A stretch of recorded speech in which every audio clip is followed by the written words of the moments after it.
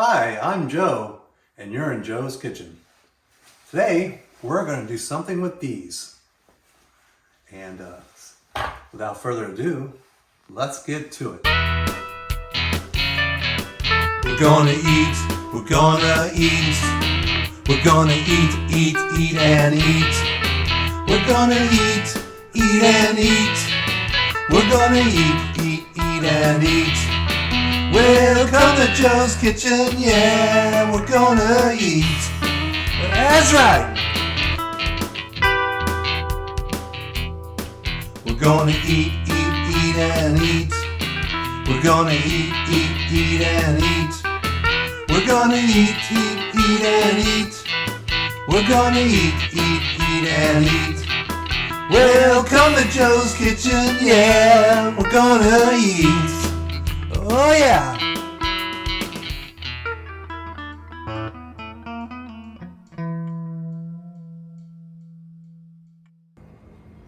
Alright, welcome. Welcome back, and we're going to start this project of Yuca Frita. We're going to slice these, boil them, and then we're going to season them lightly with some salt and olive oil, and we're going to put them in the Gourmia Air Fryer. Traditionally, I guess you would fry these in a pan with some oil, but we're going to, play around and use this air fryer. We've done it before, it comes out amazing. Anyhow, stay tuned, you'll see it all.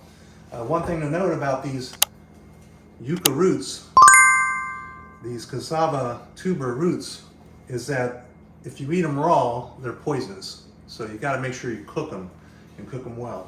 So first thing we're gonna do is gonna peel these, and the cooking process is gonna start by boiling it on some hot water until it's tender, basically. Like you were cooking potatoes for mashed potatoes, basically. And then we're gonna strain that. We're gonna put it in the refrigerator, let it chill. And a little later, we're going to take it out of the refrigerator, season it up, put it in the Gourmia Air Fryer, and have us some delicious Yuca Frita. So we're gonna get started here. I actually practiced on one already. To note, it is a very dense tuber root, a lot more dense than potato or sweet potato. And so you gotta be real careful as you're cutting into it, because you don't want to cut yourself, it'll rock. So one of the first things we're gonna do is we're gonna cut this in half, and then we're gonna cut that half in half so we can deal with it a little better without it rocking so much. I like to cut the ends off a little bit, okay, like so. And I'm not going to do both of these in front of you. I'm just going to do probably half of one. Not sure what's going on there. I'm going to work around that later. We're going to start with this one now. So here we go. We're going to cut that like that. We're going to work around that, see what's going on. And that there, okay. So then we're going to cut in half. Get the knife in there about halfway. And just let gravity kind of do the work.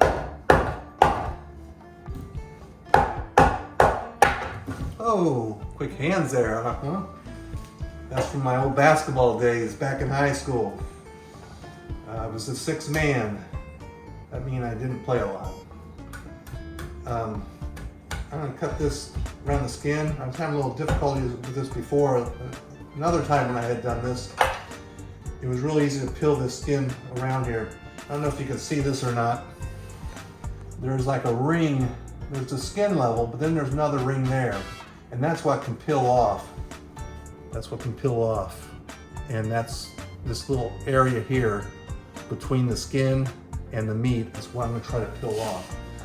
I may have to use a knife to cut it off like I'm peeling a potato. But it's like I said, it's a lot more challenging usually than peeling a potato. So trying to get that separated. And you can see that there. There's that little layer of skin, and then you got this layer here, and then you got the meat. So we're gonna try to peel this from here. See that? Okay. And this one's being a little bit more cooperative than the last one. And of course afterwards I'm gonna fine tune it with a knife and get it all cleaned up the best I can. And just like a potato, it's an organic item. It's something that grows, so it's not perfect always. Just like we're not perfect. And there might be blemishes, little knots and this and that. So we'll just work around those, cut those out, and make the best of it.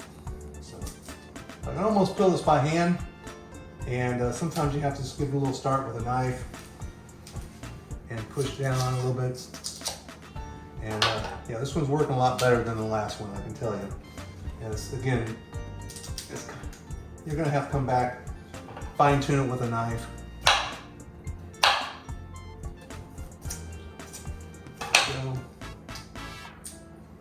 And so on and so forth.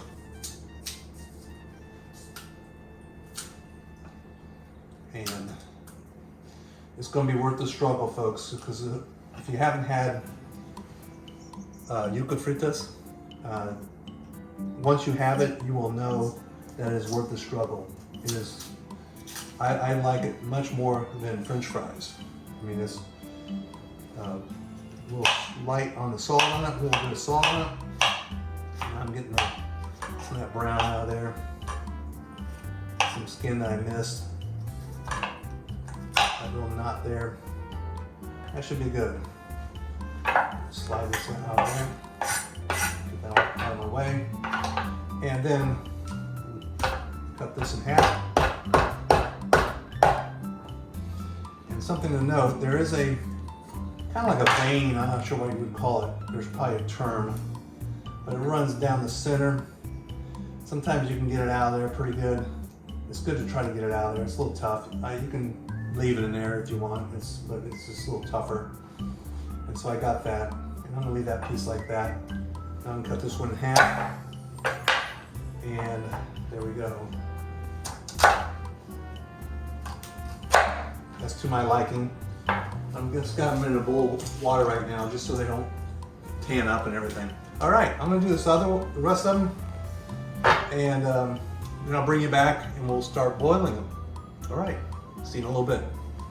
Now here we go. Water's almost boiling, and here's the yuca.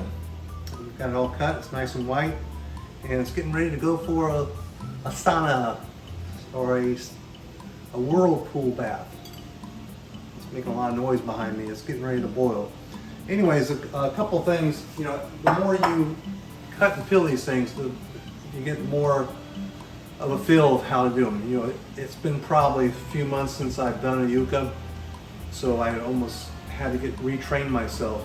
I think the best approach is you've got to get that second layer, and then it peels off pretty good with the leverage of a knife.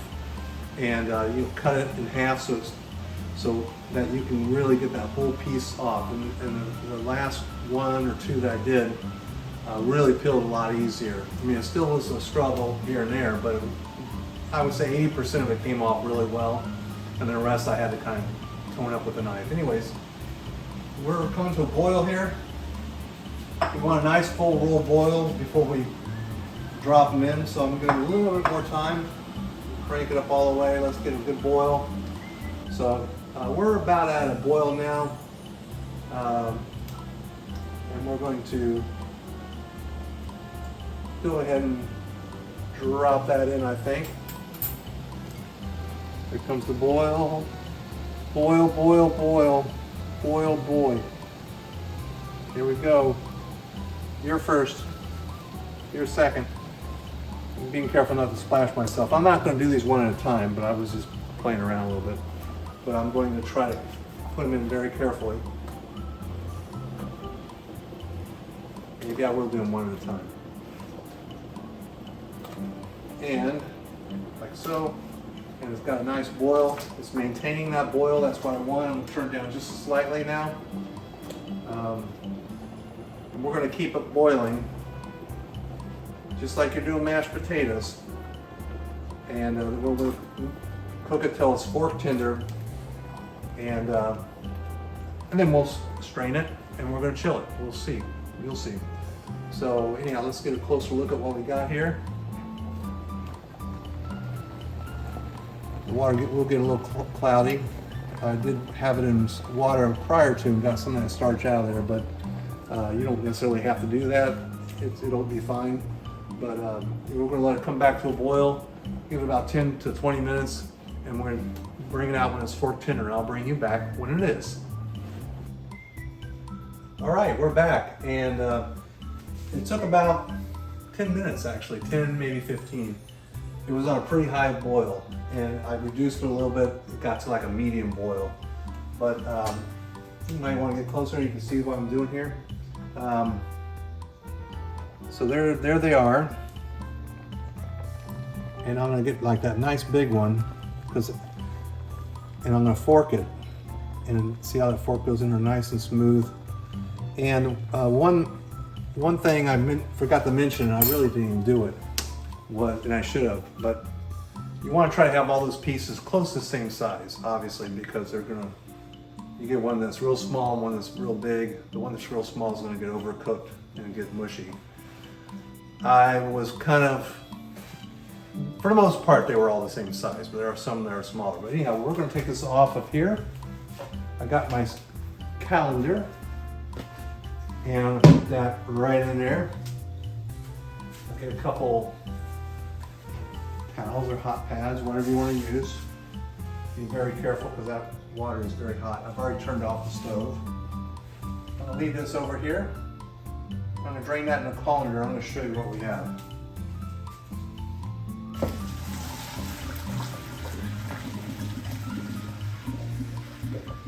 All right.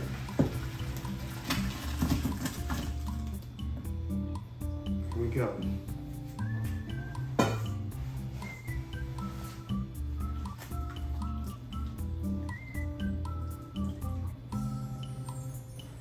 Very hot. I've cooked it slightly too long, but that's okay. It's going to cool down. And we're going to spread that out. And very careful not to break them, because once they cool, they'll stay firm. But I did cook a little bit too much. You can kind of tell probably by the video. So it cooked fast. I didn't think it was going to cook that fast. So I used the double burner there. I don't really like to use that, but it cooked them fast. But we're going to put this on this tray, and what we're going to do is we're going to let this stay at room temperature for about 10 to 15 minutes, let it cool down a little bit, and then, because I don't want to put it right in the refrigerator like it is right now. When it's cooled down, it might even take a little longer, who knows. And if you want it in a hurry, you can always put it in your freezer too, and that will cool down pretty fast. We're probably going to cook this up in about a couple hours, and this is ready to eat. I mean, you could eat this right now, or refrigerate it, let it cool, and eat it cold. You can do that. But we're going to take it another step. We're going to put it in that Gourmia Air Fryer, and we're going to come out with Cassava Fritas. Yum yum. It's so good. All right, stay with us. We're going to let that chill, and we'll bring you back when we're ready to pop it into the Gourmia fryer. All right, taking these out of the refrigerator now. They've been in there for like an hour or so. You can keep them in there as long as you want. Just cover them at some point. Have them the next day if you'd like. But anyhow, we're going to go ahead and prep these up now to put them in the Gourmia Air Fryer. The Gourmia Air Fryer right now is preheating. I've got it set to 400 degrees on the air fry. And it has a lot of different functions. Maybe on a different video, I'll go ahead and break down the operation and the functions of our Gourmia air fryer, because it's wonderful. It can do a lot of things, including dehydrating. And if you haven't seen my beef jerky and my Jamaica turkey jerky, then look for those videos, because I did it in the Gourmia air fryer and they came out amazing. Anyways, let's get started. We're going to take a little olive oil. Now these are cold and they're firm now. Like I said, I kind of overcooked them, but they'll be fine, because when they refrigerate, they firm up, and then it's going to fry up. It's going to be crispy. It's going to be tasty. I'm just going to drizzle a little bit of olive oil, and like so. And what would be better is a spray. If you had a spray, one of those olive oil spray cans, or you put some olive oil in a spray bottle. But I don't have that, so we're just making do. I'm just going to mix them around a little bit, just get them coated a little bit better, like so. And boom, boom, that should pop out a little bit. That in Okay. And there we are. Paper towel. All right. Then we're going to take our Himalayan sea salt. It can be your salt of choice. You don't have to salt it at all if you don't want to. You can put Lowry's on it if you want to. You can put some Cajun seasoning. And if you haven't seen my video on that, I also put together a Cajun seasoning that would be great on these. Anyhow, let's go ahead and light coating. We can only salt this a little bit more after they come out or to taste. Now I'm going to pop them on the trays. Try to get them all on 2 trays. If I have to use a 3rd tray, I'll use the little drip tray on the bottom. But I think I'll manage. I think it's going to fit. I think I can. I think I can.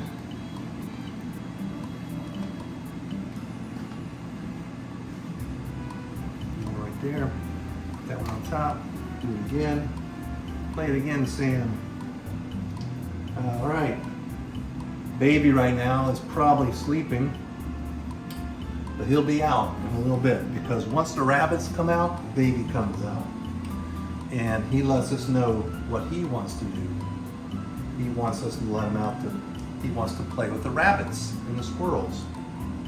And we say, you can't play with the rabbits because you play too tough. Because he likes to bite the rabbits. Well, actually, baby has never done that. But anyhow, there we go. Air fryer isn't completely preheated, but that's okay. It's probably not too far away. I got the timer set for 20 minutes on that. And we're going to drop these in our Gourmia Air Fryer. And it'll tell us halfway to turn it. It has a halfway turn function. And when it's time to turn it, we will, I'll actually rotate the trays. The one that's on the bottom, I'll put on the top, vice versa, that kind of thing. And 20 minutes, hopefully it's pretty close to done. This is going to go with the rest of our meal that we're cooking tonight. I'm cooking some chicken on the grill. I've got some Cajun grilled chicken cooking. We've got some roasted vegetables, but that may be on another video some other time. Anyways, we'll come back when this is done. It's now saying add food, so we just added the food, so we're good to go. It'll be about 20 minutes. We'll come back and we'll finish this up and have a taste.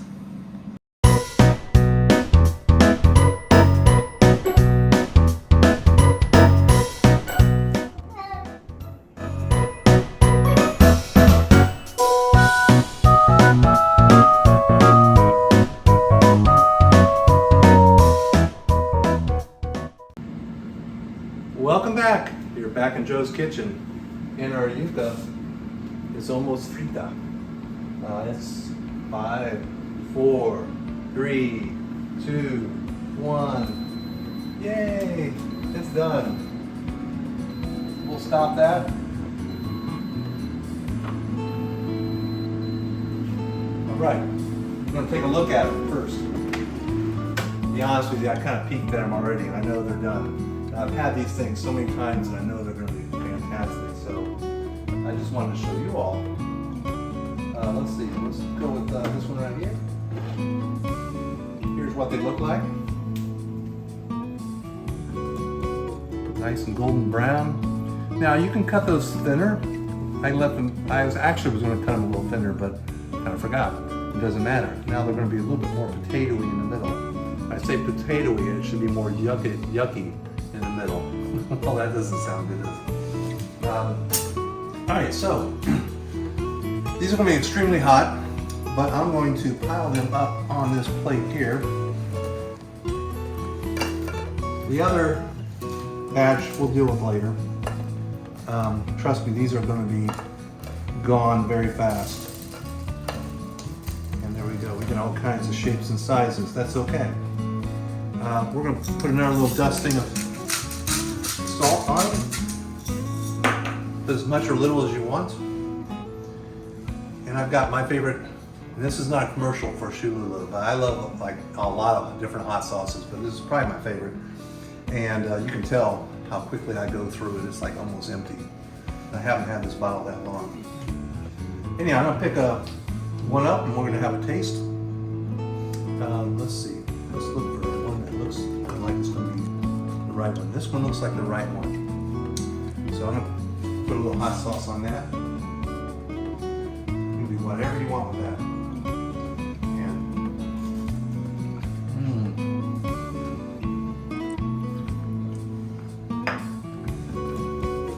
See the crispness of it.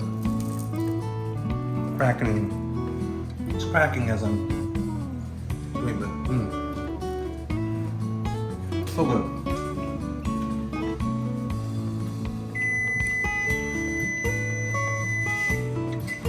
That's something else. Anyhow, delicious dish. Thank you so much for watching. I hope you enjoyed the video. I hope you will consider making this because it's delicious. If you've never had Yuca Frita or Cassava Frita, go to a local restaurant, Cuban, Mexican, South American. Usually it'll be on a menu. Try it out. Hit the wrong button. And you'll want to have it again. I promise you. Or try to make it at home. Follow this recipe. It's very simple, and enjoy it. Well, without anything more to say, until next time, enjoy food. We're gonna eat, we're gonna eat, we're gonna eat and eat. We're gonna eat and eat, we're gonna eat and eat. Welcome to Joe's Kitchen, yeah, we're gonna eat. That's right.